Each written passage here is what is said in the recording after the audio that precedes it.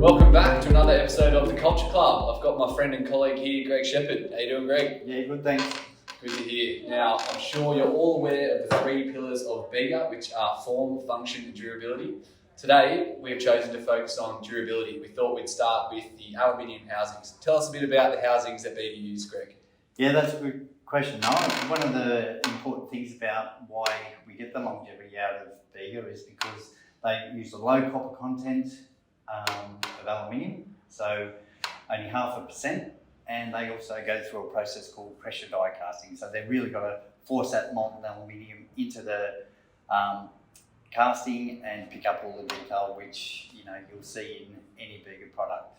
Yeah, right. And I've been walking around Sydney. I've seen a lot of BEGA fittings around, and the paint finish still looks quite good. What's their secret? Tell us their paint process. Well, it is a secret, so we can't give that up. But it's actually they've got a patent on their process, which is a uni-dure powder coating process, and it is second to none in the industry, and it is a very resilient, robust powder coating process. Yeah, I guess that's why Light Culture puts their 10-year warranty on the finish itself. So we're guaranteeing that there'll be no flaking or peeling of the paint, and if there is, it'll be covered by our warranty. Yeah, one of the processes that does go into the powder coating or the uni-dure powder coating process is such that if it does get scratched or if the powder coating does get chipped, you're not going to have that oxidising of the powder coating where you can start peeling off the flakes of the powder coat. So it's a very robust, really adheres to the die-cast aluminium, and I think we underpin that quality with our warranty.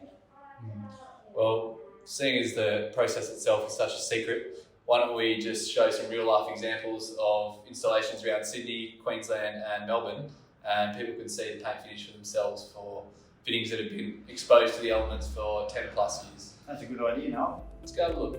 We'll go to the beach.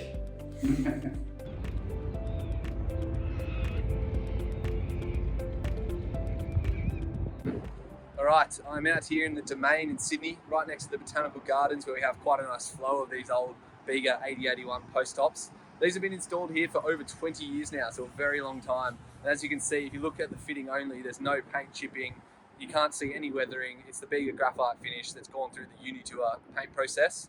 I will point out that the pole does have a bit of flaking, and that hasn't gone through that paint process that BEGA use. Come on, get down here. I just noticed this recessed BEGA wall light here, integrated into the balustrade. As you can see, it's in the graphite finish as well. No scuff marks, no flaking of the paint. Still a very good finish on that one. And if I just jump you over here to this one quickly, you can actually see how much the balustrade has faded. The paint on that is almost gone. There's even some corrosion, whereas the BEGA fitting stays strong. The uni-dual process has held its own for, I'd hazard a guess, 20 years as well if it was done at the same time as these pole tops.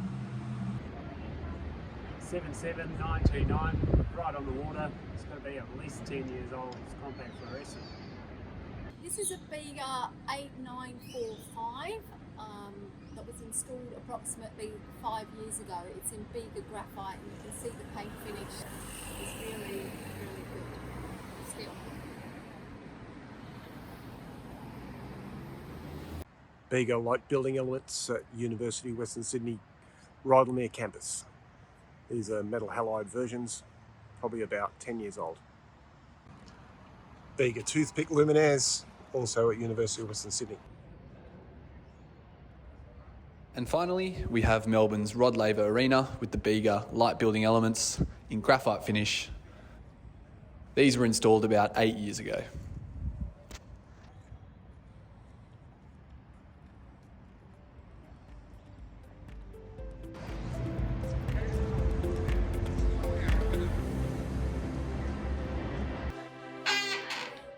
Are you good?